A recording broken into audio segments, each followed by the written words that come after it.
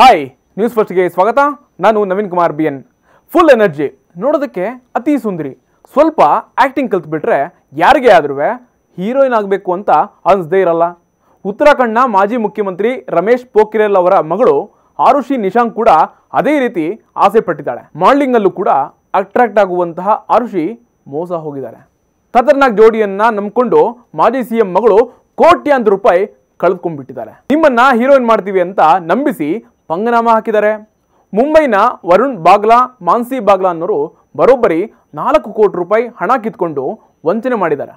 ಹಣ ವಾಪಸ್ ಕೇಳಿದ್ದಕ್ಕೆ ಖತರ್ನಾಕ್ ಜೋಡಿ ಕೊಲೆ ಬೆದರಿಕೆ ಹಾಕಿ ಎಸ್ಕೇಪ್ ಆಗಿದ್ದಾರೆ. ಸುಂದರಿಯಾಗಿರುವಂತಹ ಆರುಷಿ ನಿಶಾಂಕ್ ಅವರಿಗೆ ಮೊದಲಿಂದಲೂ ಕೂಡ ಆಕ್ಟಿಂಗ್ ಮೇಲೆ ಆಸಕ್ತಿ ಇತ್ತು. ಜೊತೆಗೆ ಇನ್ನೊಂದು ವಿಷಯ ಅಂತಂದ್ರೆ, ಈ ಆರುಷಿ ಕೆಲ ಸಿನಿಮಾಗಳಲ್ಲೂ ಕೂಡ ಆಕ್ಟಿಂಗ್ ಮಾಡಿದ್ದಾರೆ. ಇದರ ಜೊತೆಗೆ ನಿರ್ಮಾಪಕಿನೂ ಕೂಡ ಆಗಿರುವಂತಹ ಆರುಷಿ ಹಿಮಶ್ರೀ ಫಿಲ್ಮ್ಸ್ ಅನ್ನುವಂತಹ ಸ್ವಂತ ಪ್ರೊಡಕ್ಷನ್ ಹೌಸ್ ಕೂಡ ಇಟ್ಕೊಂಡಿದ್ದಾರೆ. ನಟಿ ನಿರ್ಮಾಪಕಿ ಆರುಷಿ ನಿಶಾಂಕ್ಗೆ ಮುಂಬೈನ ಮಾನ್ಸಿ ವರುಣ್ ಬಾಗ್ಲಾ ಅನ್ನೋರು ನಾವು ಪ್ರೊಡ್ಯೂಸರ್ಗಳು ಅಂತ ಹೇಳ್ಕೊಂಡು ಪರಿಚಯ ಆಗಿದ್ದಾರೆ. ಆರುಷಿ ಮನೆಗೆ ಬಂದಂತಹ ಈ ದಂಪತಿ ಆಂಗ್ಕೋಂಗ್ ಕಿ ಗುಸ್ತಕಿಯಾ ಅನ್ನುವಂತಹ ಸಿನಿಮಾದಲ್ಲಿ ನಟನೆ ಮಾಡುವಂತಹ ಆಫರ್ ಕೊಟ್ಟಿದ್ದಾರೆ. ಸಿನಿಮಾ ಮಾಡೋದಕ್ಕೆ 5 ಕೋಟಿ ರೂಪಾಯಿ ಹಣ ಕೇಳಿದ್ದಾರೆ. ಜೊತೆಗೆ ನಾವು ಬಡ್ಡಿ ಸಮೇತ 15 ಕೋಟಿ ರೂಪಾಯಿ ವಾಪಸ್ ಕೊಡ್ತೀವಿ ಅಂತ ಭರವಸೆ ಕೊಟ್ಟಿದ್ದಾರೆ. ಮುಂಬೈ ದಂಪತಿಯ ಮಾತು ನಂಬಿಕೊಂಡು ಮಾಜಿ CM ಮಗಳು 4 ಹಂತಗಳಲ್ಲಿ 4 ಕೋಟಿ ರೂಪಾಯಿ ಹಣವನ್ನ ಕೊಟ್ಟೇ ಬಿಟ್ಟಿದ್ದಾರೆ. ಕಳೆದ ಫೆಬ್ರವರಿ 5ನೇ ತಾರೀಕು ಆರುಷಿ ನಿಶಾಂಕ್ಗೆ ವರುಣ್ ಬಾಗ್ಲಾರಿಂದ ಒಂದು ಮೆಸೇಜ್ ಬಂದಿದೆ. ನಿಮಗೆ ಕೊಟ್ಟಿದ್ದಂತಹ ಹೀರೋಯಿನ್ ಪಾತ್ರವನ್ನ ಬೇರೆಯವರಿಗೆ ಕೊಟ್ಟಿದ್ದಾಗಿದೆ.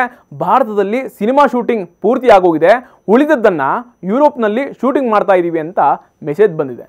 ಇದ್ದಕ್ಕಿದ್ದ ಹಾಗೆ ಸಿನಿಮಾದಲ್ಲಿ ಕಿಕ್ಔಟ್ ಮಾಡಿದ್ದಕ್ಕೆ ಆರುಷಿ ನಿಶಾಂಕ್ ನನ್ನ ಹಣ ನನಗೆ ಕೊಟ್ಬಿಡಿ ಅಂತ ಕೇಳ್ಕೊಂಡಿದ್ದಾರೆ.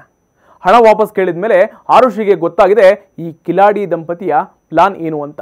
ಕೊಲೆ ಬೆದರಿಕೆ ಹಾಕಿರುವಂತಹ ಖತರ್ನಾಕ್ ದಂಪತಿ ವಿರುದ್ಧ ಉತ್ತರಾಖಂಡ್ನ ಡೆಹ್ರಾಡೂನ್ನಲ್ಲಿ ವರುಣ್ ಬಾಗ್ಲಾ, ಮಾನ್ಸಿ ವಿರುದ್ಧ ಆರುಷಿ ನಿಶಾಂಕ್ FIR ಅನ್ನ ದಾಖಲು ಮಾಡಿದ್ದಾರೆ. ಯಾವಾಗ ಸ್ಟೇಷನ್ನಲ್ಲಿ FIR ಆಗ್ತಾ ಇದ್ದಂತೆ ಖತರ್ನಾಕ್ ಬಾಗ್ಲಾ ಜೋಡಿ ಎಸ್ಕೇಪ್ ಆಗಿದ್ದಾರೆ. ಹೆಚ್ಚಿನ ತನಿಖೆಗೆ ಪೊಲೀಸರು ಮುಂದಾಗಿದ್ದಾರೆ. ಲೇಟೆಸ್ಟ್ ಕಂಟೆಂಟ್ಗಳಿಗಾಗಿ ನೋಡ್ತಾ ಇರಿ ನ್ಯೂಸ್ ಫಸ್ಟ್, ನಿರ್ಭೀತಿಯಿಂದ ನಿಮ್ಮ ಪರವಾಗಿ.